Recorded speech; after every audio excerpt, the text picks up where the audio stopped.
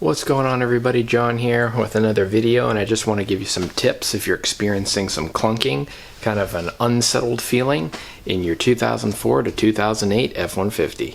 So I've owned my truck. It's 2004 F-150, two-wheel drive extended cab. Owned it for about 13 years. My first vehicle, still own it, still take great care of it. And I've replaced over the years the entire suspension, front and rear. And so, you know, certain parts are going to wear out faster than others. And there's an area of the suspension that is very susceptible to continued failures, especially in the 2004 and 2005 model years. To kind of preface this, Ford is notorious for changing parts, I mean, all the way through model years, and it's wild because they look the same. Like, this truck looks so similar to an '08. You know, there's little slight appearance differences, but they actually changed a few parts of the suspension, and I want to show you one of the big failure points on a 2004 and 2005 truck. So, this is Ford's famous 2004 and 2005 and sway bar end link. Now I'm going to show you a small video after under the truck, just kind of explaining where they are. But basically imagine it's like this. Okay, this piece right here goes into the sway bar, and this end right here is what sits down into the lower control arm. Now the goal of a sway bar is to link both sides of the suspension. And on the F-150, it's an independent front suspension. So when the passenger side is moving, you want to link the driver's side so that the vehicle isn't, you know, all over the place and unsettled. Now, you will notice this unsettled behavior when you have components wear out in the front end. And the common points are going to be your sway bar bushings, which I've replaced once, and they've been perfectly fine. I did the Moog ones. The sway bar end links, on the other hand, are, as you can see, that 90-degree design that I showed you, are prone to failure. I've replaced them twice already. This will be the third time. And again, I don't have that many miles on the truck. In my ownership, I haven't even put 100,000 on it. And I don't beat it. It's two-wheel drive. Like, it's not an abused truck. So there's obviously an issue with this design. And so I just want to show you what was causing the noise on my truck. So this particular end link came off the passenger side, and it's actually okay. It was replaced not too long ago because I had a failure, another one that went bad because of the Zerk fitting from Moog was actually faulty. So it, I'm from New England, and so it actually corroded itself solid. But this is pretty difficult to move. Like, it's tight. This is still okay, but I replaced them in pairs. That's okay. Plenty of force needed to move it.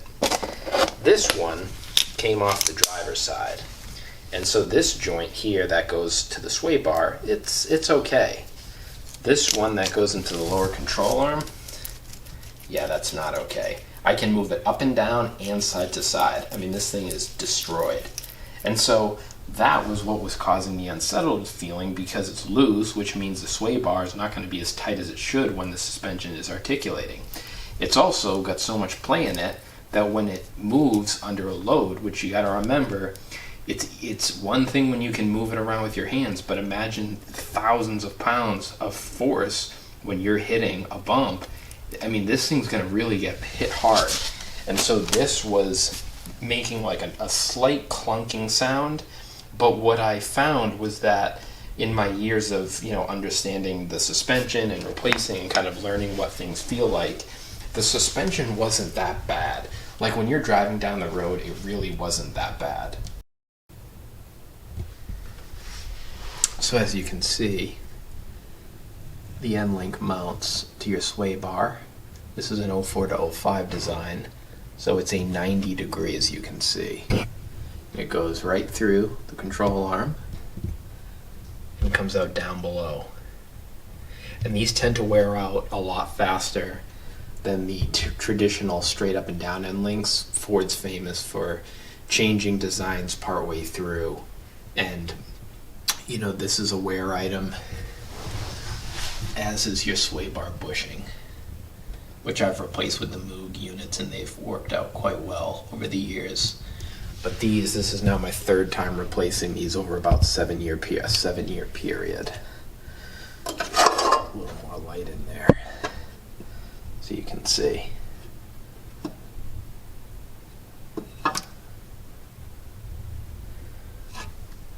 Right up under there. Very simple to replace. Simply jack your vehicle up. I put it right on ramps.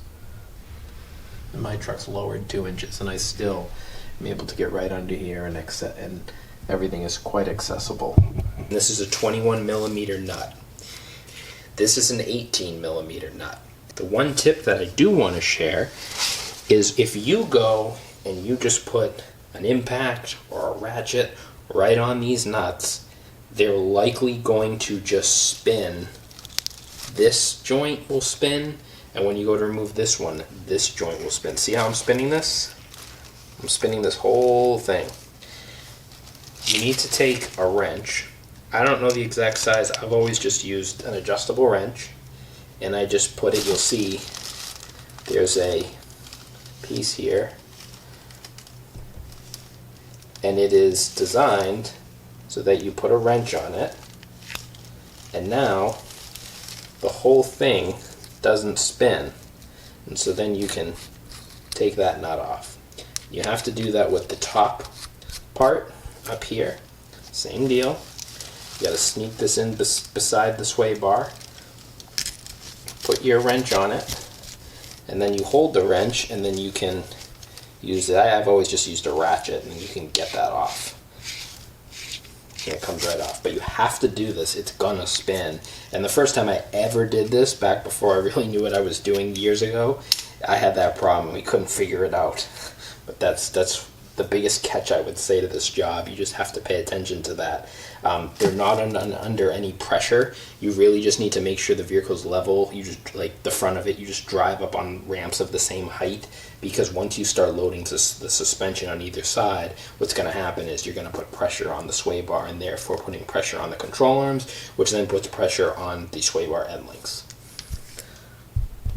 Well, I hope you enjoyed this video. I appreciate anyone who watches these, and for me, it's one of those things when you start to hear noises, you start to feel things that aren't quite right. It's very easy to panic or start stressing out about what's going on. For me, I knew that the truck drove fine. It drove okay when the suspension was flat, when it wasn't articulating, and it handled pretty well. But when I noticed it would get upset when one side was, under load, going over a speed bump, and I could be crawling forward and it would make that sound. So logically, you're gonna think about, okay, well, what components are involved in that? And aside from all the other parts I've replaced, the most obvious is the sway bar. And so thinking about my previous experience replacing the end links, it felt similar in symptom of what the truck was doing. And lo and behold, $50 later, I replaced both and no more noise. So thanks for watching. Appreciate it. If you like this video, please feel free to hit the like button, subscribe if you haven't already, and we'll talk to you in the next one. Take care.